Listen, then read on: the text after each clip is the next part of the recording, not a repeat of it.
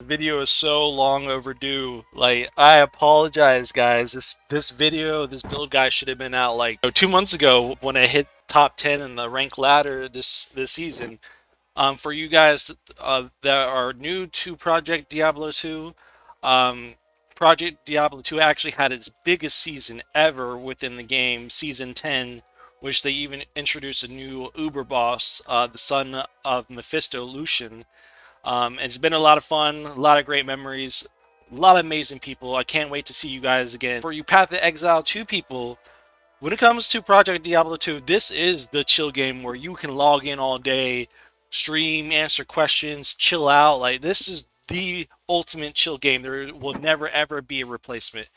And we're going to jump straight into it. I miss you guys. I'll see you guys soon in Project Diablo 2. So with this character, I can run Ubers very easy. I just telestomp Mephisto, Bale, Diablo, no problem. And this character can solo T4 maps. My farming strategy is to telestomp to the bosses directly, skip all the other monsters if I can, and just kill the bosses like that, no problem. As you guys can see, what I wanted to do was beat the ultimate summoner, and people ask me like or any build guides. I don't do that. I follow my own meta. I do my own thing. I do the building block first, and then once I have the building block, then I go super hard and making it a super pinnacle boss or in-game content build. But I always, I start off small, and then I focus on going extreme and clearing the hardest content in the game. It's just how I do things. But I don't want to copy other people. And with Project Diablo 2, I love the freedom of choice that everybody has. Everyone can still be different instead of being the same character, which is great. People do different strategies. And as you can see from all my summons, I have every summons in the game. I have the skeletons, I have the golems, and then I'm gonna get the revives right now. Let's see which cool mobs do we want right now. Let's do the snakes. Actually, you know what? Nah. Let's do the demon lord guys or the night lords.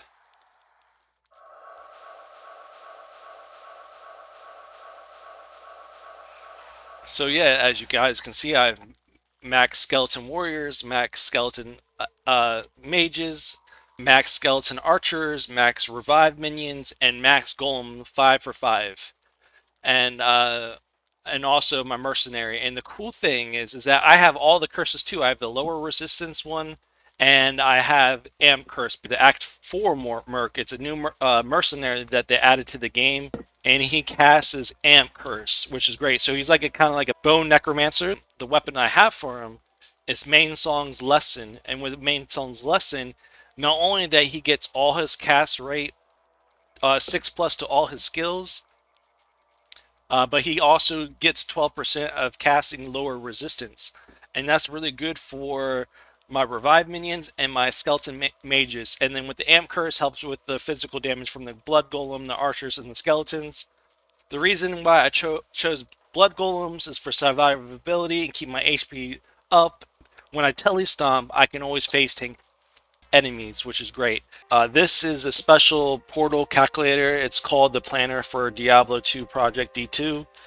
You can find it by doing a Google search, and I think there's a Reddit thread about it. You get to theory craft and build out your character the way that you wanted to build it. And this is how I basically was able to deep dive, really think clearly how I want to build my Necromancer and to be the ultimate Necromancer that does everything. How you do this. So if you want to summon everything, what you do is you just put 1 point to raise skeleton warriors, dump all your points in skeleton mastery, put 1 point into clay golem, and then you max out golem mastery. Then you put all your points into skeleton mages, all into the archers, all into the revives. And then 1 point into blood golem, and then 1 point to Desecrate and Blood Warp. With Blood Warp, you don't really need to because you want to kind of constrict yourself. It's a personal choice if you want to put a point into it or not, because you do get a free thingy from the chest. But I only put one in there so I can teleport a little bit faster with my Blood Warp. So it's a personal choice if you need to do this. You don't really need to. And then the rest of the points I just put into Blood Golem. So how this works is how you get max minions. As you can see, the only way to get max skeletons, skeleton mages, all your points into archers to have 8 out of 8, all your points into revives so you can have 8 out of 8.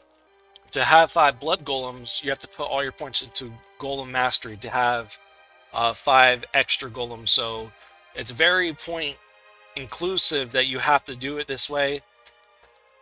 And then you put all your points into skeleton mastery, so your skeleton minions are actually doing something damage.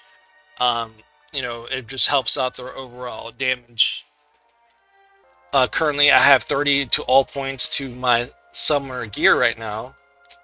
So when you get all your gear, 30 plus skills to all your necromancer stuff. Once this gets up to 30 plus, I think it's like 25 or 30, I forgot. You will get full maximum skeleton warriors for free, which is nice. So you don't really you just need to put 1 point into skeleton warrior, and then once you get the gear, then your skeleton warriors will get maxed out. So this is exactly how I did it with my skill tree to get all max summoners. So now I have all the skeleton warriors, all the skeleton mages, all the skeleton archers, all the revives, and all the golems from my golem mastery. And then I get to throw corpses down from my revive minions when they die to uber bosses and stuff. And I get to teleport around.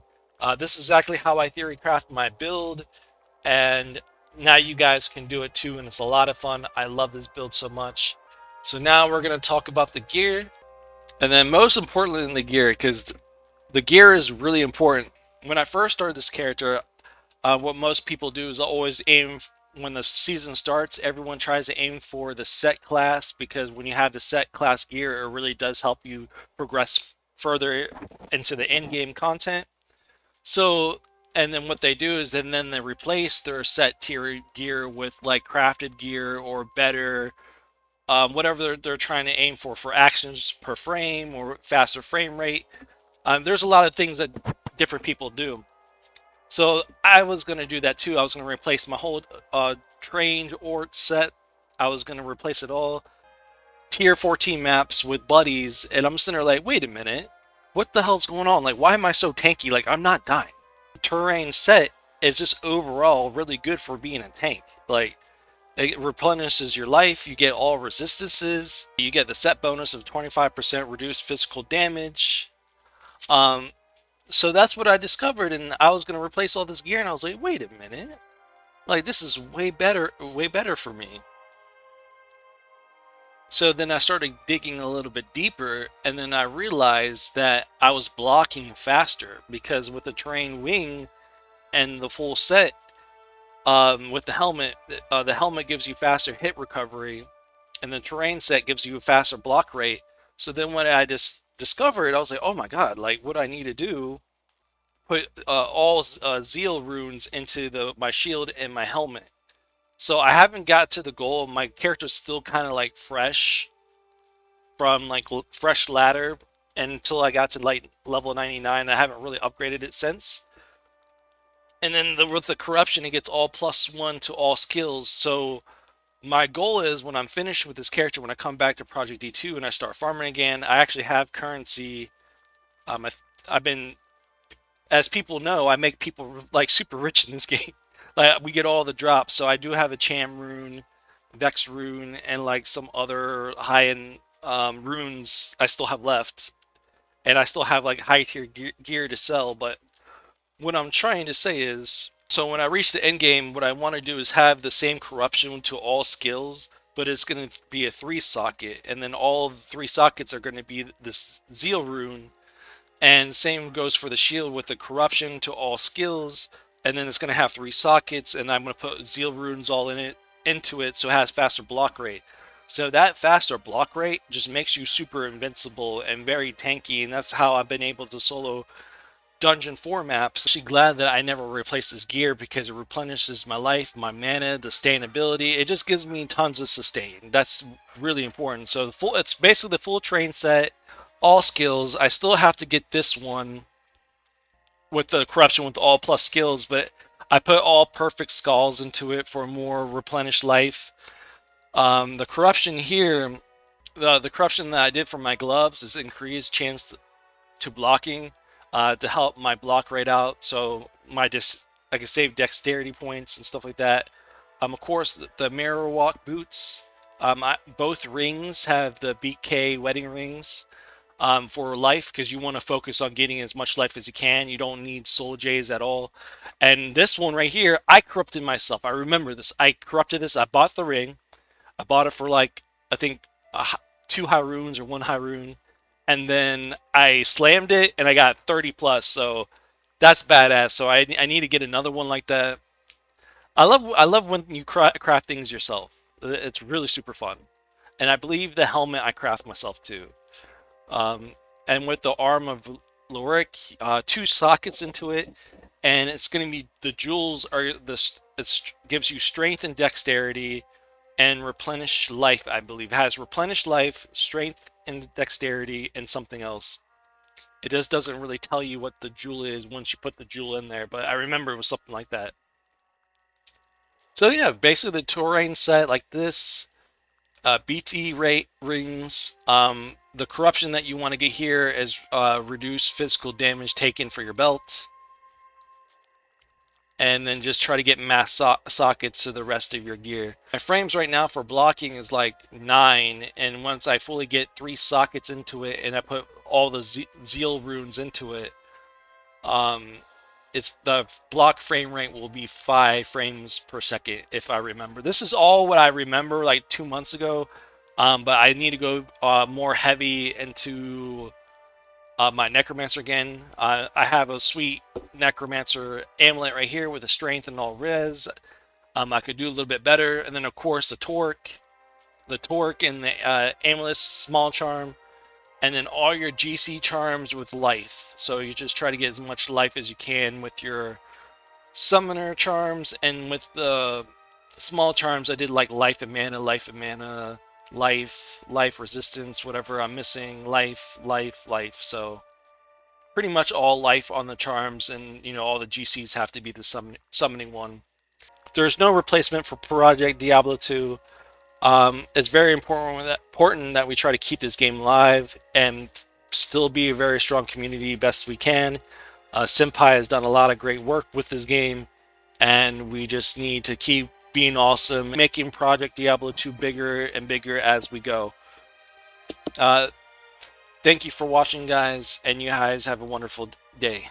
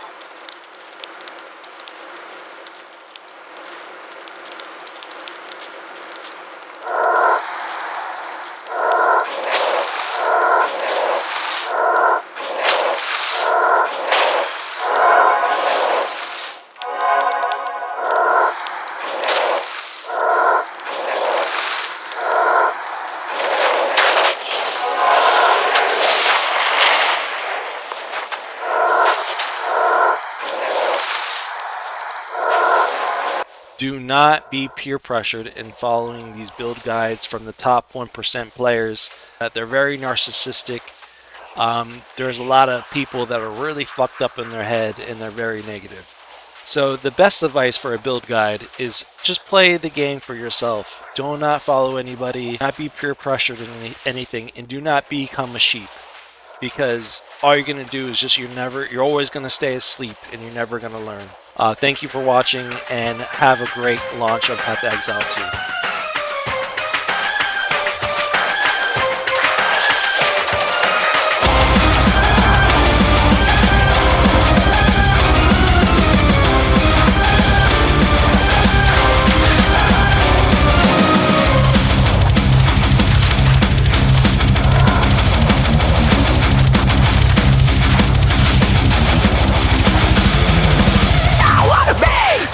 Attention, listen down, those who suck.